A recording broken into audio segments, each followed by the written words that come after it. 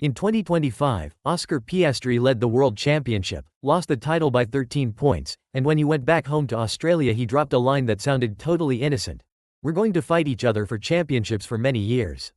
But if you connect that to how Norris turned the tables after Monza, and to what the Australian media is already hinting about McLaren, that sentence starts to sound like a warning about the next big internal conflict in Formula One. The 2025 season ends with McLaren finally where they dreamed of being since 2023. Fighting for the drivers' title all the way to the final race against Max Verstappen, with 2 cars, 2 stars, and only 1 trophy on the table. Norris takes the crown with 423 points, Verstappen finishes on 421, and Oscar Piastri, who for a big chunk of the year was the man to beat, ends on 410. 13 points. Less than a win. That's the weight on his shoulders when he lands back in Melbourne, walks into a relaxed cricket event, and in just a few seconds of interview, he reveals exactly where McLaren can either build a dynasty or light the fuse on an internal war. Because behind the smile, the situation is a lot less simple than his polite answer suggests. Let's tie the scene together. McLaren has been on an upward curve since the middle of 2023. In 2025, everything finally clicks. A car that can take the fight to Red Bull, a solid technical structure, and a driver pairing that, on paper, is a dream for any team principal. On one side, Lando Norris, the homegrown project. Raised inside Woking, face of the brand, darling of the British fans, now with the stamp that changes everything, world champion. On the other side, Oscar Piastri, the Australian, cool, calm, consistent. In his second year he had already shown he wasn't there to be a luxury wingman.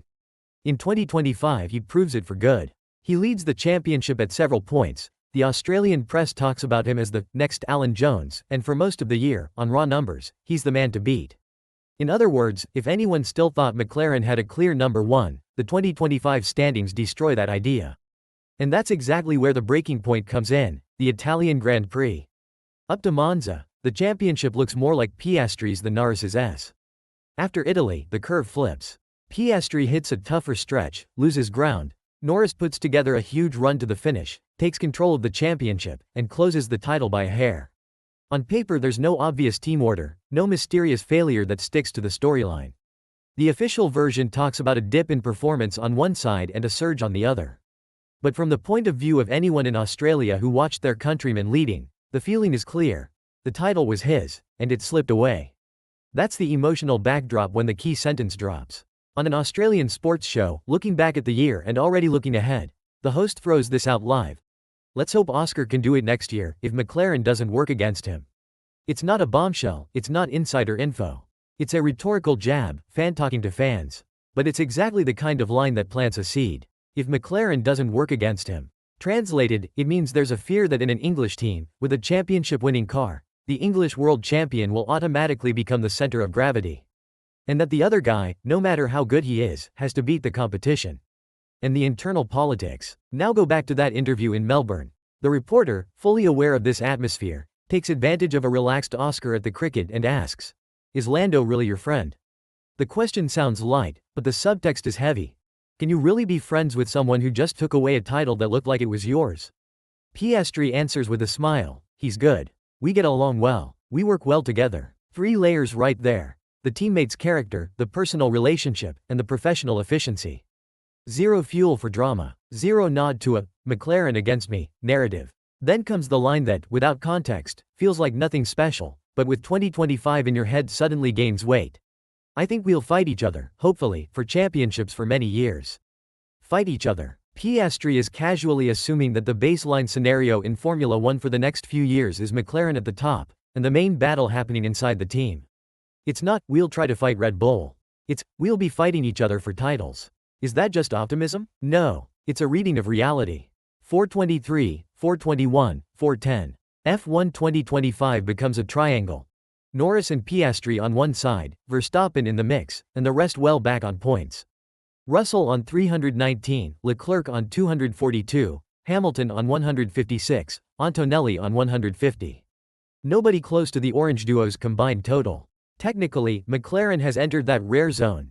A title-capable car and 2 drivers who, in pure speed, belong on the same level. And every time F1 has put those 2 ingredients together, the story has looked very similar. McLaren in the 80s with Senna and Prost. McLaren in 2007 with Alonso and Hamilton. Mercedes in the hybrid era with Hamilton and Rosberg. The script always starts the same way. Respect, teamwork, focus on the collective. The problem doesn't show up in the first year. It shows up once the fight is decided on tiny margins and every single point suddenly has a face, a name, and a nationality. That's exactly the phase McLaren is walking into now. On the outside, what Australia is doing is accelerating that process. When a TV host throws out, even as a joke, if McLaren doesn't work against him, he puts pressure on everyone. On the fans, who start looking at every pit stop with suspicion. On Piastri himself, who hears a whole country saying, "Keep your eyes open." And on the team, which knows that any decision will be interpreted as politics. On the inside, Piastri takes the opposite route. He doesn't feed any of that. He builds the image of the perfect professional. He praises his teammate, leans on, "We get along," talks about many years of healthy internal battles. He doesn't throw wood on the fire, doesn't poke the hierarchy, doesn't hint at favoritism. Is that just naive? Hard to believe. For a driver who just led a championship and lost it at the end, keeping that line points much more to strategy than to innocence. He knows that as long as McLaren is his passport to fight for titles, picking a public fight with his own team is, at the very least, risky. So he plays the game a different way. He builds authority through performance and consistency. "I've already shown I can lead a championship. I just finished 13 points behind the homegrown champion. If you're truly meritocratic, I'll be in the conversation again." And where does McLaren fit into this equation? Officially, nothing in the script shows a declared team order, or any quote from Zach Brown or Andrea Stella saying, "Lando is our number one." There's no contract clause we know of, no public policy of priority. But reality is never limited to what's written down. Norris is the reigning champion, the home product, the Englishman in an English team. That alone creates a symbolic gravitational field. Commercial partners, British media, local fans. Everything pulls toward having him as the central face of the project. On the other side, Piastri carries the narrative of first Australian champion since Alan Jones, with the whole country emotionally invested in his story. You don't need a secret meeting to create a split in forces. It forms almost by itself. And in that environment, every tiny detail gains meaning. An upgrade that works better with one driving style. An undercut call decided at the last second. A pit stop that's half a second slower. In 2023, that's just racing. In 2025, with 423, 421, 410, and with the line, if McLaren doesn't work against him, echoing in the background, that becomes ammo for a narrative. McLaren's big test wasn't 2025. 2025 was the warning shot. The real exam starts when the situation looks like this. Norris leading the championship by 5 points, Piastri second, 4 races to go, Verstappen right there as well. Do you let the two of them race completely freely, with a real risk of contact and a lost title? Do you pick a priority based on the standings and take the political hit with the fanbase of whoever loses out?